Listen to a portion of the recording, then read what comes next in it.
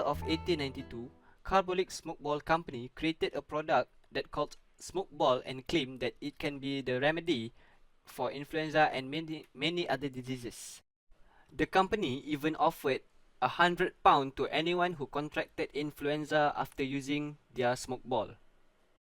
Miss Carlill saw the advertisement advertised by Carbolic Smokeball in the Pall Mall Gazette, a newspaper in that era, and she decided to try the Smokeball herself.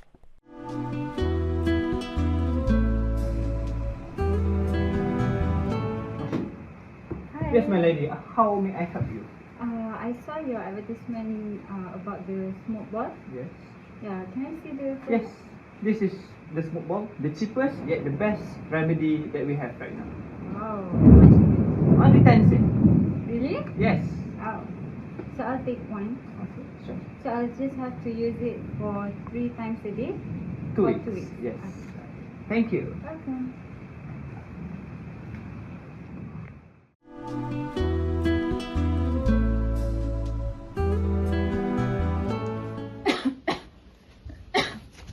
Are you okay?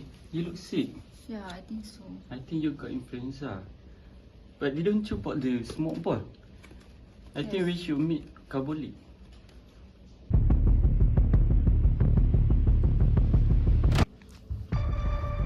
Oh, hi sir. How may I help you? Hi. I got influenza. We already follow all your prescription, but still, she doesn't show any difference. So I come here to claim my reward.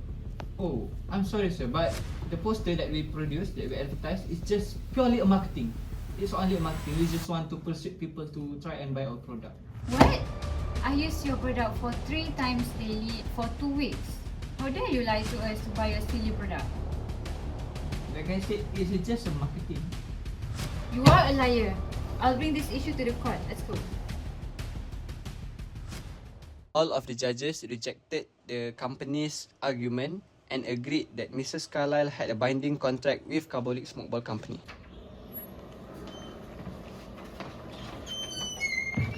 Thank you so much, Mr. Dickens, for taking my case. By doing this, I know my rights have been preserved. I hope my case will be an example for people in the future. Yeah, it was an honor for me to serve you. There are 2 legal issues of the case. First, whether the advertisement from the defendants, which is Carbolic Smokeball Company, constituted an offer or an invitation to trade. The issue raised here when the company argued that the advertisement was only an invitation to trade but not an offer. However, an invitation to trade is a statement that invites a person to make an offer in which another party may accept or reject the offer. And for the second issue is whether there was a binding effect of the contract between the 2 parties. Since the company claimed that the advertisement was meant only to attract customers to purchase the product and never meant to create a legally binding contract, as the term used in the contract they are too vague to be the basis of the contract.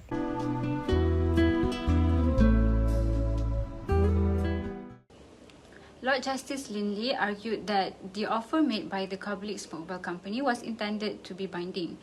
So he also noted that the offer was made in the context of a commercial transaction and was supported by a deposit of £1,000 in the bank. So when the company deposited the money to the bank, it showed that the Carbolic Smokeball Company was actually serious about this offer and actually willing to back up their advertisement with the money. Linley also argued that Mrs. Carlill has used the smoke ball as directed, which is 3 times a day for 2 weeks. So this is amounted to acceptance of the offer. He also noted that the advertisement contained clear and specific terms that were capable of acceptance by anyone who performed the conditions. And Mrs. Carlill had performed the conditions and therefore she is entitled to the reward.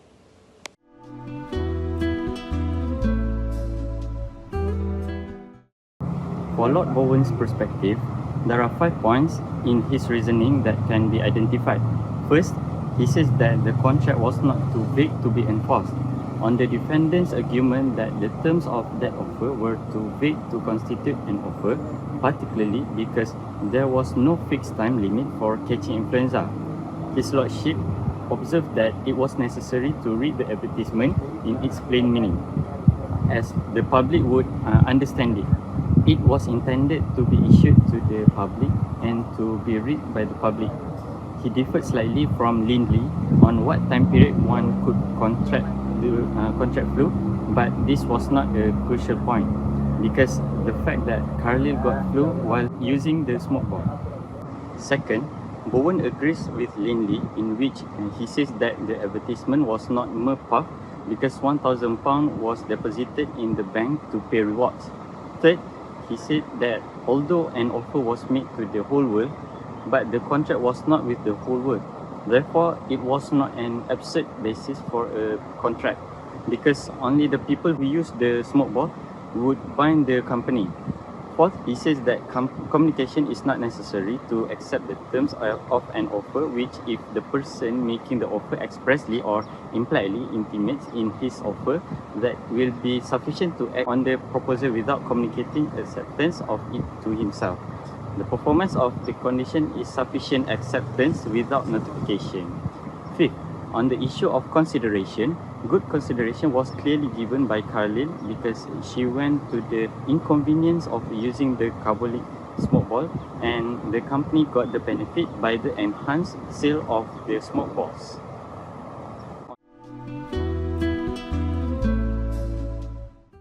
For the case analysis, the Carlill versus Carbolic Smokeball Company ruling was won by Mrs. Carlill due to the company creating a binding agreement for Mrs. Carlill to receive £100. The advertiser promised in the commercial that if the scenario happened, people would be interested in their product.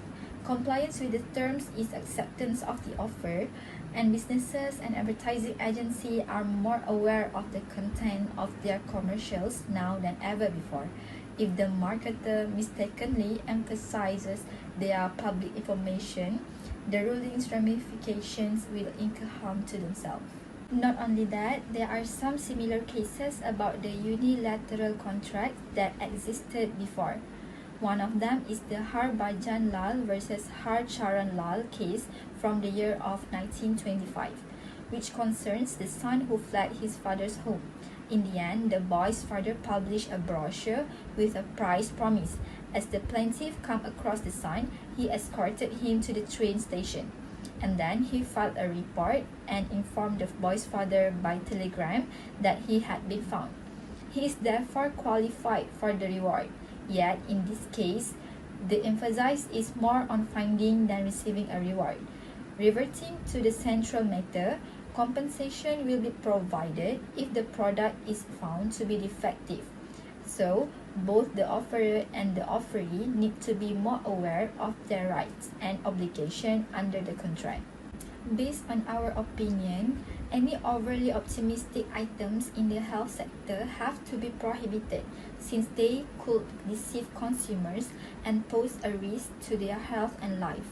People can maintain their health and manage medical conditions by using medication according to instructions by a doctor at the proper times and in the right amount. The Carlill case exemplifies how courts use contract law as a tool to deter accusation of misleading advertising and to forbid the sale of illegal drugs or hazardous materials. The court upholds the interests of the clients by interpreting the facts as forming a contractual relationship giving rise to responsibilities. As conclusion, we believe that the Carbolic Smokeball Company was trying to mislead consumers into believing the efficacy of their smokeball by offering a prize in the event of its failure. However, legal theories and principles have always followed the reality. Even when events seem straightforward, a court of law has determined that a true contract existed. The Smokeball Company's case was a very minor, yet it forced the business to abide by its own advertising.